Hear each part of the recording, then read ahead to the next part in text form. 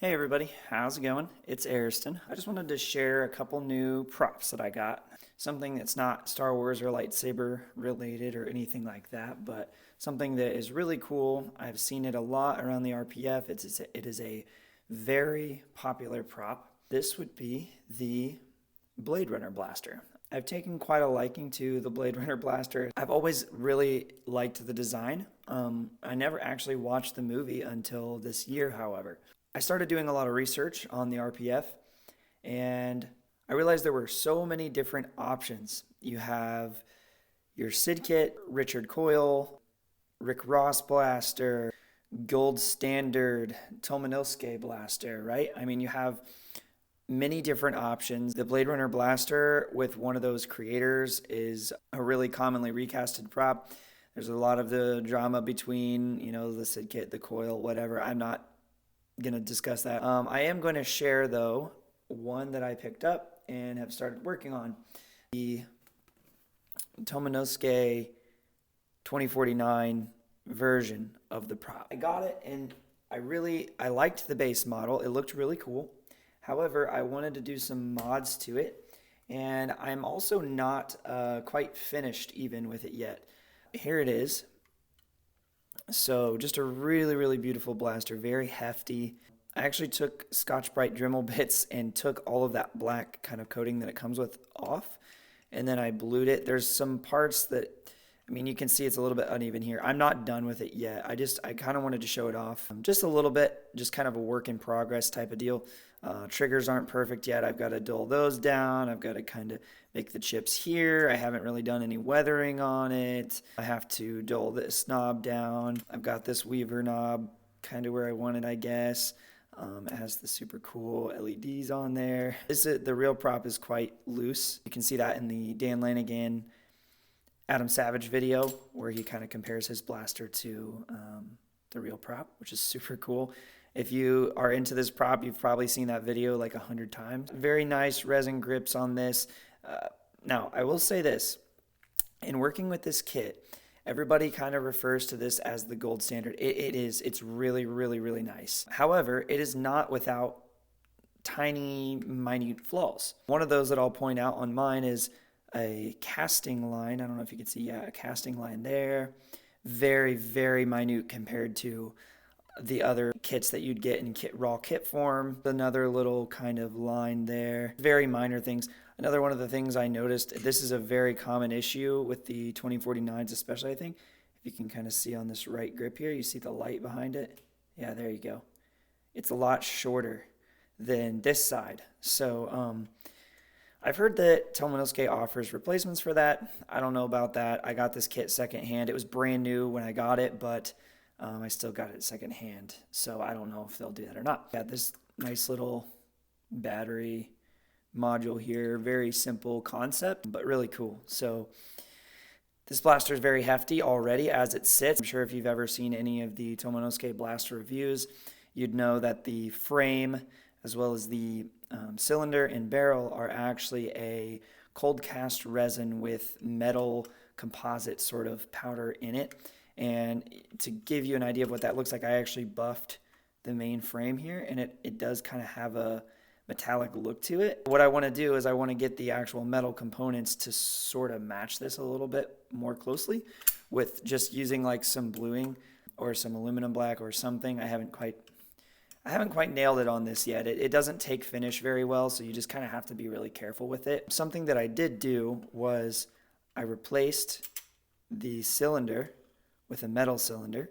One of the really, really early makers, I want to say like 2006 or something like that. And it's an RPF member, did a run of them. I got it secondhand. And then I blued the cylinder myself. I wanted to kind of have that uneven weathered look. So that's kind of what I went for. And it's got dummy rounds from the Tomenosuke kit in here, obviously.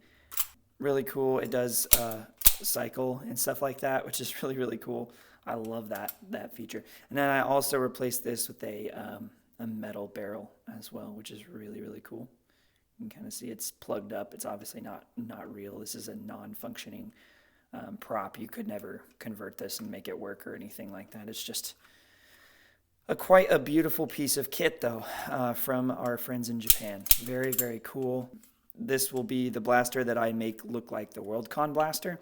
So I plan on getting one of the inventory, like manila tags, and doing all that fun stuff, and then continuing to weather this until it looks a lot more like the Worldcon version of the blaster. I'm intending on kind of really combing over those images very, very closely and replicating all that weathering on here. It's a little bit more rusty up here and all that stuff. But anyways, there's my Tomenosuke. Very, very cool piece. I'm very happy with it. So anyways, very cool. So this is kind of my metal version that I'm working on right now. I also am on a run on the RPF for the new one. It's like, I believe his name is like Anders FP Designs, and then I know Dave Chaos is producing those kits. So whenever I get that one in and get it kind of built up, I would be happy to show it to you. The star of the show today are a couple of kits that I came across on eBay, absolute classics, if you will. So I kind of want to show those off. I picked up a partially put together Rick Ross blaster. Now, this seems to be one of the most recast blasters out there. So knowing you're getting an authentic kit is kind of tough sometimes. Although I will say this isn't like one of those white crappy ones. This is kind of a lighter grayish color. It looks like an off-white on camera, but it is a lighter gray. And this is also a little bit lighter gray as well. It doesn't appear to be a recast. There's not like a bunch of bubbles or uneven surfaces. It looks really, really clean. It looks really, really clean. So I can't say 100% certainty that it's not a recast. It did come with like the grips, which look good. And then it comes with the extra pieces. It doesn't come with a light kit, however. This was used. I think the guy who I got it from someone else who started on it. Obviously didn't read the directions. If you read Rick's directions, it tells you, like, be patient, don't rush into this, make sure you have everything understood before you really start tearing into this and gluing parts together, which this person evidently did not really heed or read those instructions.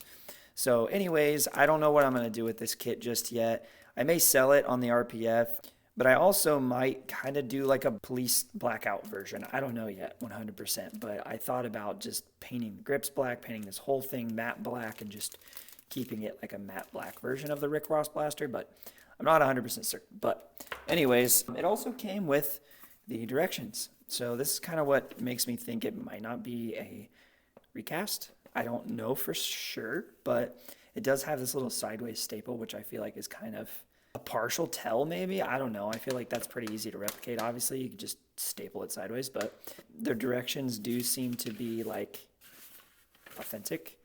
I don't know. You could obviously take it apart and photocopy it, but it doesn't look like there's like anything that's fishy with that. It doesn't really look like it's been photocopied. That's just dirt on there from it being older. But anyways, so another little tell of that kit. I don't know 100%, like I said, if this is a recast or not. It didn't seem like it. However, I scored something really, really cool. For sure, this is an authentic Rick Ross mint condition blaster. This has not been touched. Very, very cool. I got this from someone in Japan. I will leave the seller in the description. This is authentic Rick Ross. The way that the kit's put together, the box, you can just tell the age on the box, and this sticker here is very good tell of a real Rick Ross blaster. Anyways, I wanted to unbox this. That's kind of the point of this video, actually. I just wanted to update and show kind of some of the other blasters I've been thinking about working on and working on with the Tomenosuke. Anyways, so let's get it. I did pull this out of the main box, but I haven't opened it yet, so I did want to do this on camera. The reason I know it's authentic, like I said, there's some tells, but he sent really good pictures of this. So these are still in the little plastic dividers, which is another good tell. This guy comes with the light kit as well. You can even see just a tiny bit of rust on those LEDs. Like, this thing was from 1997, I believe, is when Rick produced these kits. I may be wrong on that date, but I'm pretty sure it's pretty close to that. But just the casting on these parts is just, like, beautiful. There's obviously a little work to do, but, like, man, it's a really, really pretty kit. So I feel blessed and like fortunate to own one of these kits. I know that it's a resin blaster, it's inaccurate, it's much like bigger than the actual gun itself, but you can tell the amount of effort and time that Rick put into this, and it's just really, really cool. According to Prop Summit, he and Richard Coyle were one of the first makers, almost simultaneously, came out with the amber resin grips, which is like super dope. And this one comes with the instructions as well, which we can kind of see the age on this paper is like seriously old. It's yellowed. The staple is like rusty in the corner. That's not, it looks like ink or something, but it is a real staple. It's just rusted. So I really feel like this is like actual Rick Ross blaster, not a recast. And then when I compare it with this one, so close. I don't know. This paper is certainly brighter, but that's not to say that someone didn't keep better care of this. I don't know. I'm not 100% certain. If anything, I do know though, this guy is certainly real, or appears to be so. And you guys feel free to leave comments about your opinions on this, but yeah, so let's get into the main blaster.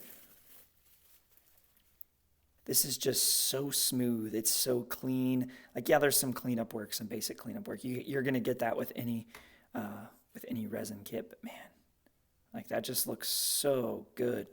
I don't know if you guys know this or not. If you're watching this, you probably like Blade Runner blasters, so you probably do know. But Rick Ross actually coined the term PKD for Flagler Katsumata Series D, but also Philip K. Dick. Everybody calls these PKD blasters now, or Blade Runner blasters, whatever. But just really cool. Anyways, the main reason I wanted one of these, this is just a piece of history. You know, 1997, he had been doing work on this, came out with these kits. It's just something that's so beautiful to me. It's a labor of love. You can just tell that's what it is. And I love props like that. So I'm really excited. I'm actually going to have this kit chromed. So I'm going to have this like alumolustered, kind of like the Mandalorian helmet. If you're familiar with the Mandalorian helmet, that's the finish that's going to be on this, along with the like 2K and gloss black components on here as well. But like the main slide and barrel and everything like that's going to be that like nice alumoluster. So I'm very, very thrilled with this. I'm super excited. I love the box. Just everything about this is just, oh, I love it. It's beautiful. I almost don't want to touch it. Like, I almost want to just work on this one maybe, and let's like leave this minty boy in the condition that it's in. I may do that. I don't know. I haven't fully decided yet. But something that I did want to do is just kind of show. I'm sure you've seen this before again if you are into blasters, but you can just see the differences here. I mean, this guy is a lot bigger. Well, quite a bit larger. I mean, not a lot bigger, but certainly larger, right? The profile is just so slightly different. Of course, he has his own like stamping here, which is also iconic to me with the kanji. But anyways, I hope you guys enjoyed this video. This is a very informal style video. This isn't something that I'm gonna probably run with. You might catch a couple of videos like this on the channel just because, you know, it's fun just to have a conversation style video versus like putting in all the editing effort and the music and all that stuff. I just kind of wanted to, you know, show something that I'm working on from just a normal perspective. When I finish up the finishing touches on this guy, like the Worldcon, and then I get some stuff done on this, or if I acquire any more kits in the future, look out for another video. If you guys like Blade Runner stuff, I will be posting another video just kind of where I'm at and give you guys updates on the kits. So anyways, I hope you guys have a blessed day, and I'll see you next time. Bye-bye.